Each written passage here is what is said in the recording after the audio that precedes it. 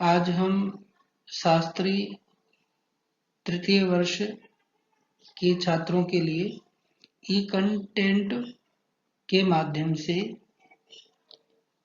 वाङ्मय के प्रथम पत्र के अंतर्गत महाकवि कालिदास रचित उत्तर मेघदूतम इसके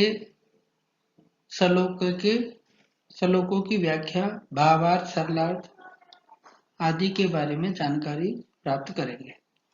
इससे पूर्व हम पहले कालिदास के बारे में संक्षिप्त परिचय प्राप्त करेंगे। कालिदासस्य परिचयः। संस्कृत जगति महाकवि कालिदासस्य विशिष्टं स्थानं वर्तते। अमुं कविं विना संस्कृत साहित्यस्य कल्पना असंभवा। संस्कृत साहित्य का नाम लेते ही कवि कालिदास का नाम हमारे मुख पे आ जाता है, अर्थात इस महाकवि के नाम के बिना संस्कृत साहित्य की कल्पना नहीं की जा सकती। कवि कालिदासम विक्रमादित्य नामनः नृपस्य सभायाः नवरत्नेषु प्रमुखं स्वीकृतम्। महाकवि कालिदास विक्रमादित्य राजा के सभा में नवरत्नों में से प्रमुख थे। इस प्रकार का हमें ज्ञान प्राप्त होता है। कालिदास से नाम द्वयम प्रसिद्धम। महाकवि कालिदास के दो और नाम भी प्राप्त होते हैं। कवि कुलगुरु सरस्वत्याः वरद पुत्रम। कवि कुलगुरु और सरस्वती के वरद पुत्र। महाकवि कालिदास से जन्म स्थान उज्जैन नामक नगरम सर्वेरपि स्वीकृत। यद्यपि इनके जन्म काल के विषय में ठीक नहीं कहा जा सकता है, लेकिन अधिकांश विद्वानों का मत है कि इनका जन्म उज्जैन नामक नगर में हुआ होगा। इस प्रकार सभी विद्वान स्वीकृत करते हैं। यद्यपि महाकवि कालिदास ने अपने जन्म काल के विषय में उल्लेख तो नहीं किया है, लेकिन अंत और बाह्य साक्ष्य के आधार पर ही इन्हें जन्म काल का निर्धारण किया जाता है।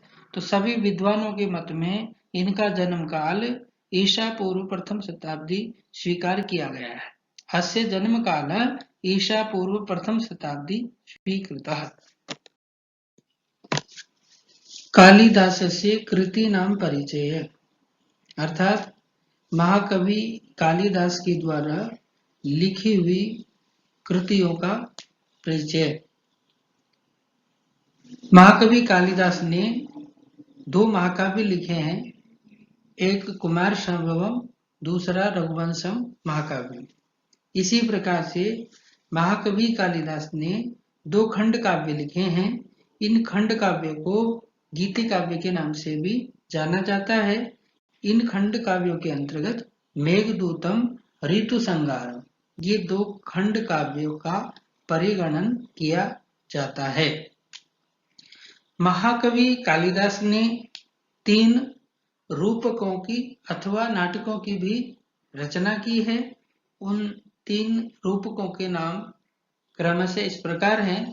पहला मालविकाग्निमित्रम, दूसरा विक्रमो वर्षीयम, तीसरा अभिज्ञान शाकुंतलम। अर्थात महाकवि कालिदास ने इन तीनों नाटकों की रचना की है। इस प्रकार से महाकवि कालिदास के द्वारा ये 7 ग्रंथ लिखे हुए माने जाते हैं। मेघदूतम एकम खंड काव्यम वर्तते। इदम भागद्वयम विभक्तम, पूर्व मेघदूतम उत्तर मेघदूतम च। अर्थात यह मेघदूत नाम का जो खंड काव्य है, ये 2 भागों में विभक्त है, पूर्व भाग और उत्तर भाग। ऋतु संहारमपि एकम खंड काव्यमस्ति, तच्च 6 सर्गेषु विभक्तम अस्ति। ऋतु संहार भी महाकवि कालिदास के द्वारा लिखित एक खंड काव्य है, जो कि 6 सर्गों में विभक्त है। महाकवि कालिदास से ग्रंथत्रया लघुत्रयी अंतर्गते परिगणिता सन्ति। ते च कुमारसंभवम, मेघदूतम, रघुवंशम से। महाकवि कालिदास के द्वारा लिखे गए 3 ग्रंथ कुमार संभव, मेघदूत और रघुवंशम, इनकी परिगणना लघुत्रयी के अंतर्गत की जाती है। महाकवि भारवेः किरातार्जुनीयम, माघस्य शिशुपालवधम, श्रीहर्षस्य नेषधीयचरितम, एतानि ग्रंथानि बृहत्त्रयीषु परिगणितानि सन्ति। अर्थात महाकवि भारवी के द्वारा लिखा गया किरातार्जुनीयम, महाकवि माघ के द्वारा लिखा हुआ शिशुपाल वधम तथा श्री हर्ष के द्वारा लिखा हुआ नैषधीय चरितम, इन तीनों ग्रंथों की परिगणना बृहत्त्रयी के अंतर्गत की जाती है। अर्थात बृहत्त्रयी लघुत्रयी एतयोः संज्ञा तदा उक्ता यदा कविताया पांडित्य प्रदर्शनम इस तरह जाता। लघुत्रयी और बृहत्त्रयी की संज्ञा कब पड़ी, इसका समाधान करते हैं कि जब कविता का पांडित्य प्रदर्शन अपने उच्च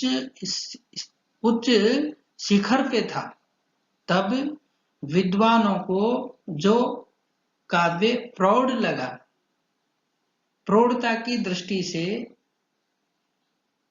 शिशुपाल वधम, किरातार्जुनीयम और नैषधीय चरितम, इनको बृहत्त्रयी के अंतर्गत रखा, जबकि जिन काव्यों ने केवल हृदय को स्पर्श किए उन काव्यों को लघुत्रयी के अंतर्गत रखा है। महाकवि कालिदास से प्रथमा रचना ऋतुसंहारम नामकम गीति काव्यम मन्यते। अब ये प्रश्न पूछा जा सकता है कि महाकवि कालिदास की पहली रचना कौन सी है, तो यहाँ पर उसका उत्तर दिया जाता है कि इन्होंने ऋतुसंहार नाम का खंड काव्य लिखा था। अस्य कवे प्रथमम महाकाव्यम कुमार संभवम स्वीकृतम, इस महाकवि का प्रथम महाकाव्य कुमार संभव नामक काव्य को स्वीकार किया जाता है। रूपकेशु प्रथमम रूपकम माल्विकाग्नि मित्रम स्वीकृत, तीनों नाटकों में से महाकवि कालिदास ने माल्विकाग्नि मित्रम इस रूपक की सबसे पहले रचना की। यदा महाकवि कालिदास विद्योत्तमं कथयति कपाटम उद्घाटये सुंदरी, तदा विद्योत्तमा कथयति अस्ति कश्चित् वाग्विशेषः।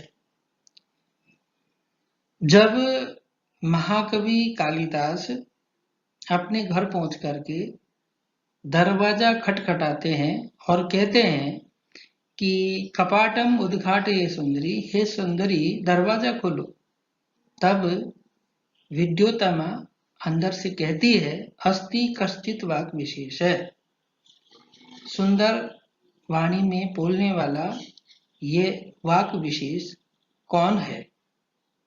अस्य वाक्यस्य प्रतिपदं कृत्वा ग्रंथस्य रचना कृता, इस वाक्य के प्रत्येक पद को ग्रहण करके महाकवि कालिदास ने ग्रंथों की रचना की। यथा जैसे अस्ति पदेन, इस पद से कुमार संभव महाकाव्य की, जैसे कि इसमें एक श्लोक मिलता है अस्त्युतरश्याम दिशि देवात्मा हिमालयो नाम नगाधिराज।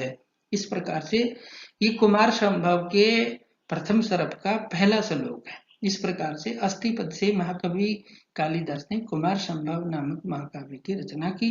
कश्चित् पदेन मेघदूतम खंड काव्यम लिखितम कालिदास ने, कश्चित् पद से महाकवि कालिदास ने मेघदूत नामक का खंड काव्य लिखा है, जैसा कि उस मेघदूत का प्रथम श्लोक है कश्चित् कांता विरह गुरुणा स्वाधिकारात् प्रमत्तः। इसी प्रकार वाक् पदम गृहीत्वा रघुवंश महाकाव्यम रचितम, इस पद को ग्रहण करके इन्होंने रघुवंश महाकाव्य लिखा है, जैसा कि पहले श्लोक में कहा है वागर्थाभिव संपृक्तौ वागर्थ प्रतिपत्ति।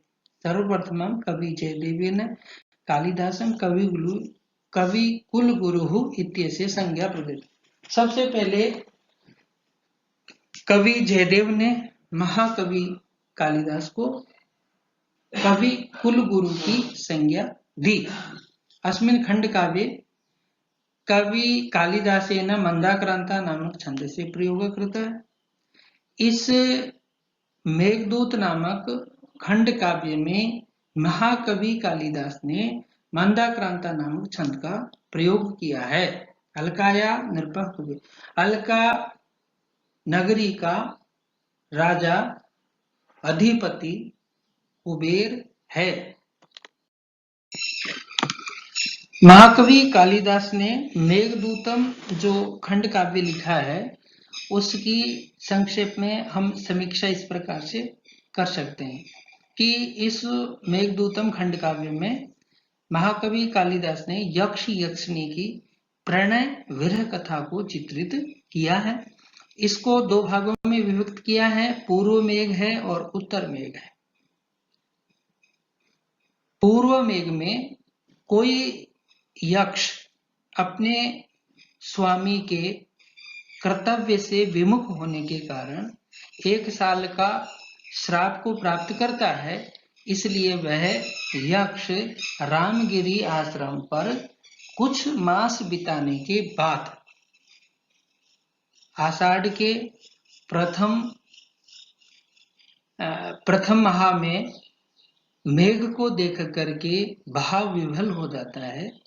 इस प्रकार से वह मेघ को अपना संदेश पत्नी के समीप पहुंचाने के लिए निवेदन करता है।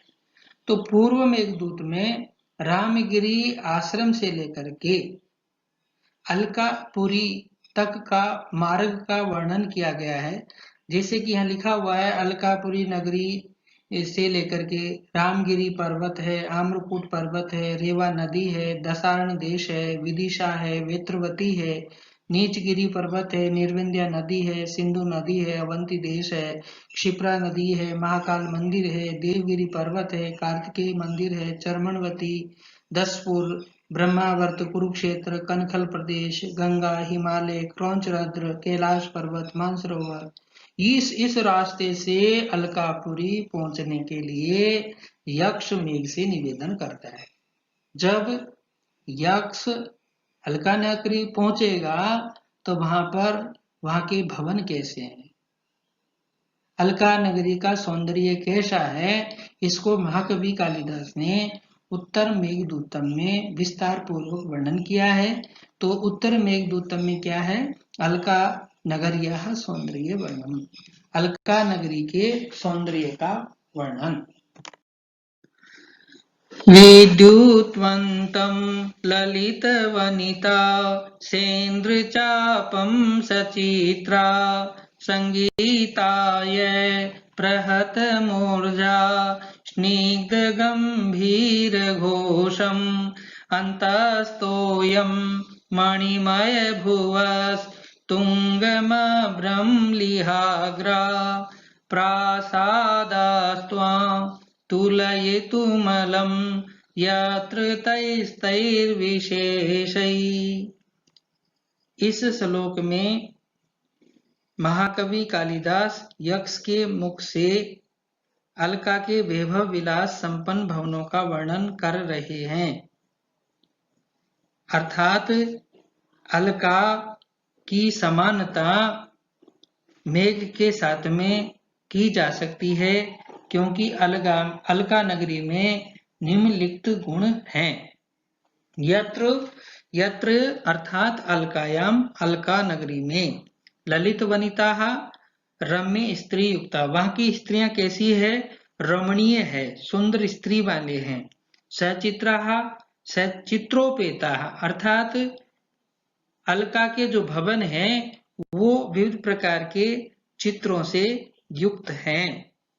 संगीताय, संगीत के लिए वहां क्या है, प्रहत मूर्जा ताड़ित मृदंगा, अर्थात जो मृदंग हैं वो बजाए जाते हैं। मणिमय भुव, मणि विकार भूमयः, अर्थात मणि रचित फर्श वाले हैं। अलका के जो भवन हैं वो विविध प्रकार की मणियों से रचित हैं। अभ्रम लिहाग्रा, अभ्रम लिहाग्रा का मतलब होता है गगनचुंबी, अर्थात अलका के जो भवन हैं वो बहुत ऊंचे ऊंचे हैं, आसमान को छू रहे हैं, इस प्रकार से दिखाई पड़ते हैं। प्रसादाः विद्युतवन्तम, प्रासादाः भवनानि, उन महलों में, उन भवनों में क्या है, विद्युतवन्तम, दामिनी युक्तम, अर्थात वो बिजली से युक्त है। सेंद्रचापम, और सेंद्रचापम इसका मतलब होता है इंद्रधनुष सहितम, इंद्रधनुष जो विविध प्रकार के रंग दिखाई पड़ते हैं, इस प्रकार के रंग से भी युक्त है। स्निग्ध गंभीर गोसम, और वहां की आवाज कैसी होती है, जैसे आकाश में जब बादल गरजते हैं तो मीठी और गंभीर ध्वनि हमको सुनाई देती है, ठीक इसी प्रकार से अलका के भवनों में भी हमको मीठी और गंभीर ध्वनि सुनाई पड़ती है। अंतस्तोयम, अंतस्तोयम अपने में क्या है, जल को धारण करने वाले, तुंगम यानी उच्चम ऊंचे, त्वाम यानी भवंतम मेघम, हे मेघ आप, तई तई पूर्व कथितई विशेष गुणों से युक्त, तुलयतुम तुलना करने के, अलम प्रियता, अर्थात आप इन इन गुणों से आप की तुलना की जा सकती है। संक्षेप में कहने का मतलब ये है कि जैसे यहाँ यक्ष कहते हैं कि आपके पास यदि विद्युत है तो अलका के प्रसादों में मनमोहिनी रमणियां है, तुम्हारे पास सप्तरंगी इंद्रधनुष है तो वहां पर सुरम में विविध वर्ण के चित्रों से सुसज्जित है। यदि तुम्हारे पास स्निग्ध मधुर ध्वनि है, गर्जन है, तो वहां पर क्या है, मृदंग दिन रात बजाए जाते हैं। यदि तुम्हारे अंदर जल है तो वहां मणियों से जड़ित फर्श बने हुए हैं। तुम ऊंचे हो तो वहां के भवन भी गगन चुंबी हैं। इस प्रकार से पूर्वोक्त गुणों से हे मेघ आपकी तुलना की जा सकती है, इसलिए आप मेरा संदेश ले जाने में संकोच नहीं करोगे, अपितु आप गौरवानुभूति महसूस करोगे। इस श्लोक का यही तात्पर्य है। हस्ते लीला कमल मल के बालकुंदानुविदम, नीतालोध्र प्रसव रजसा पांडुता मानने श्री, चूड़ापासे नवकुर्बकम चारुकर्णे शिरीषम, सीमन्ते च त्वदुपगमजं यत्र नीपं वधूनाम्। इस श्लोक में महाकवि कालिदास अलका की जो विलासवती स्त्रियां हैं वो किन किन प्रकार के श्रृंगार सज्जा करती है, किन किन फूलों का प्रयोग करती है, प्रकृति से ग्रहण करती है, उसका यहाँ पर वर्णन किया गया है। यत्र यानी अलकायाम, वधु नाम का मतलब होता है रमीणाम, रमणिया, अलका नगरी की रमणियों के, हस्ते यानी उनके हाथ में, लीला कमलम अर्थात क्या है, क्रीड़ा के लिए कमल पुष्प को, लीला कमल, लीला जो कमल है उसको धारण किया जाता है। अलके और उनके बालों में, अलके यानी केशवेशे, केशों में, कुंतलेवा बाल कुंदानुविदम, बाल कुंदानुविदम का मतलब होता है नए कुंद पुष्पों के गुम्फन को धारण किया जाता है।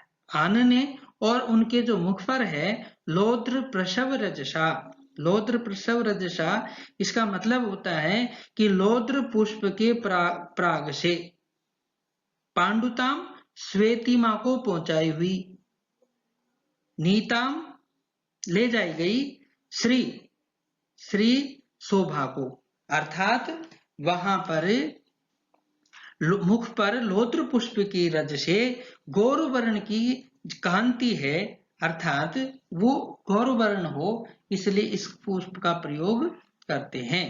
चूड़ा पासे नव कुर्बकम, चूड़ा पासे, चूड़ा पासे का मतलब क्या होता है, केश कलापे, केश कलाप में, जूड़ों में, नवकुर्बकम, नवकुर्बकम का मतलब होता है पुष्प विशेषम, ये एक विशेष प्रकार का पुष्प होता है जिसको वहां की रमणियां धारण, चूड़ों में धारण करती है।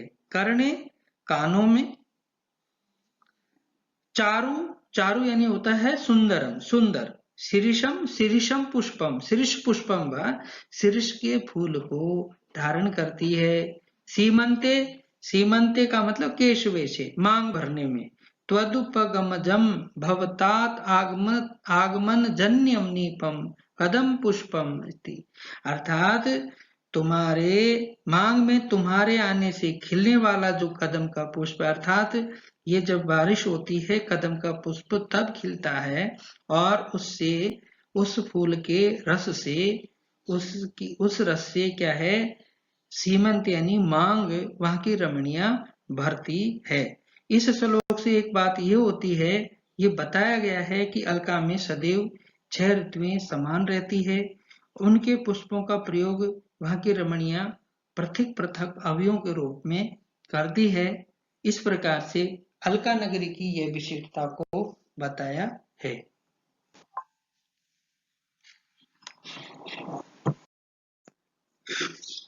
यत्रोन्मत्त भ्रमर मुखरः पादपानित्य पुष्पा हंस श्रेणी रचित रसना नित्य पद्मानलिन्यः केकोत्कण्ठा भवन शिखिनो नित्य भास्वत्कलापः नित्ये ज्योत्सना प्रतिहत तमो व्रतिरम्या प्रदोषा। इस श्लोक में महाकवि कालिदास यक्ष के मुख से अलका नगरी के चरित्र चित्रण करते हैं, अलका नगरी की विशिष्टता का वर्णन करते हैं। यत्र यानी अलकायाम, उस अलका नगरी में, पादपाः वृक्षाः नित्य पुष्पाः। सबसे पहली विशेषता पे यहाँ बता रहे हैं कि अलका नगरी के जो वृक्ष हैं वो कैसे हैं। विटपाः वृक्षाः नित्य पुष्पाः, अर्थात निरंतर कुसुमोपेताः। वहां पर हमेशा वृक्षों पर फूल लगे रहते हैं, अर्थात वृक्षों पे हमेशा फूल आते हैं। ये अलका नगरी की विशेषता है। अब जब फूल होंगे तो वहां के जो भ्रमर हैं, जो भौरे हैं, वो किस प्रकार के दिखाई देंगे। उन्मत्त भ्रमर मुखराः, इसलिए भ्रमर कैसे हैं, उन्मत्त है। मदोन्मत्त, मदोन्मत्त मधुकर शब्दाय माना, इसलिए जो भ्रमर हैं वो क्या है, मद से मदोन्मत्त होकर के गुंजन करते हैं। नलिन्य, यह नलिन्य का मतलब होता है कमल लताएं। नलिन्य पद्मिन्य, पद्मिनी जो हैं वो कैसी है, नित्य पद्मा, अर्थात उनके हमेशा ही कमल लगे हुए हैं, अर्थात अनवरत कमलाः हेमन्तोऽपि न मलिनाः भवन्ति इत्यर्थ है। कहने का मतलब ये हुआ कि वहां की जो कमल लताएं हैं अथवा सरोवर सदैव क्या है, कमलों से युक्त रहते हैं। वहां पर हेमंत जो ऋतु है उसका कोई असर नहीं होता है, इसलिए कहा है अतएव हंस श्रेणी रचित रचना। इसलिए क्या है कि वहां पर हंसों की पंक्तियों से, करधनी से क्या है, युक्त होते हुए ऐसा वो प्रतीत होते हैं। इसका मतलब यूं समझें कि हंस पंक्ति विरचित मेखला, हंस क्या है, एक विशेष पंक्ति को बना करके वहां पर देखे जाते हैं, अर्थात इसलिए क्या है कि वहां कमल है, कमल हमेशा पाए जाते हैं, इसलिए वहां पर क्या है कि वो जो हंस हैं वहां पर सदैव बने रहते हैं, देखे जा सकते हैं। भवन शिखिनो, भवन शिखिनो इसका मतलब होता है भवनों के जो शिखिन है, भवनों, भवन शिखिन अर्थात भवन मयूरा, जो उनके भवनों पर क्या है, जो पालतू जो मोर हैं जो बैठा करते हैं वो। नित्य भास्वत कलापः, वो कैसे बने रहते हैं, नित्य का मतलब हमेशा, भास्वत कलापः, इसका मतलब क्या होता है कि वो सुंदर पूंछ वाले होते हैं, उनकी जो पूंछ होती है, सततम समुज्ज्वल बरहा, सुंदर पूंछ वाले। आपने देखा होगा कि जो मयूर होते हैं उनके जो पंख आती है वो झड़ जाती है, ठीक है, लेकिन अलका नगरी के जो मयूर है उनकी जो पंख है वो हमेशा आपको दिखाई पड़ेगी। ये अलका नगरी के जो मयूर है उनकी विशेषता है। केकोत्कंठा, इसलिए वो हमेशा क्या करने, किसके लिए तैयार रहते हैं? केकोत्कंठा अर्थात स्ववाण्य उन्नत ग्रीवा, अपनी बोली की आवाज के समय गर्दन ऊंची रखने वाले, इस प्रकार के वो दिखाई पड़ते हैं। प्रदोषाः नित्य ज्योत्सना, प्रदोषा का मतलब अंधकार से युक्त, वहां पर कोई अंधकार दिखाई नहीं पड़ता है, वहां हमेशा क्या होता है? नित्य ज्योत्सनाः, वहां हमेशा ही प्रकाश विद्यमान रहता है, निरंतर चंद्रमा के दर्शन होते हैं, इसलिए वहां कृष्ण पक्ष दिखाई नहीं पड़ता है, हमेशा क्या है? सर्वदा शुक्ल पक्ष ही दिखाई पड़ता है, इसलिए कहा है नित्य ज्योत्सना। प्रतिहत तमोवृत्ति रम्या, अर्थात क्या है? अंधकार नष्ट हो जाने से रमणीय प्रतीत होती है। इस प्रकार से इस श्लोक में महाकवि कालिदास ने अलका नगरी का जो विशिष्टता है उसका वर्णन किया गया है। अगला श्लोक हम देखते हैं। आनंदोत्थम नयन सलिलम यत्र नान्यैर्निर्मितैः नान्यस्ताप कुसुम सरजा दीष्ट संयोग साध्या नाप्यन्यस्मात् प्रणय कला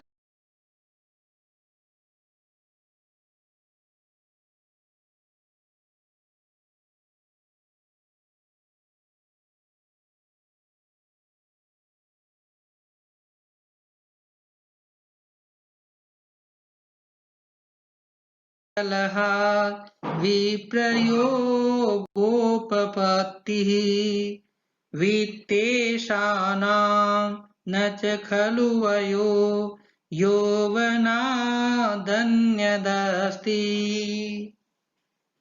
इस श्लोक में यक्ष अलका नगरी के जो यक्ष जाति है, जो देव विशिष्ट जाति है, उसका वर्णन यहाँ कर रहे हैं।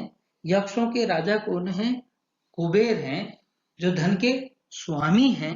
तो इस श्लोक में अलका नगरी में रहने वाले जो यक्ष जाति विशेष है उसका वर्णन कर रहे हैं। यत्र यानी अलकायाम, उस अलका नगरी में।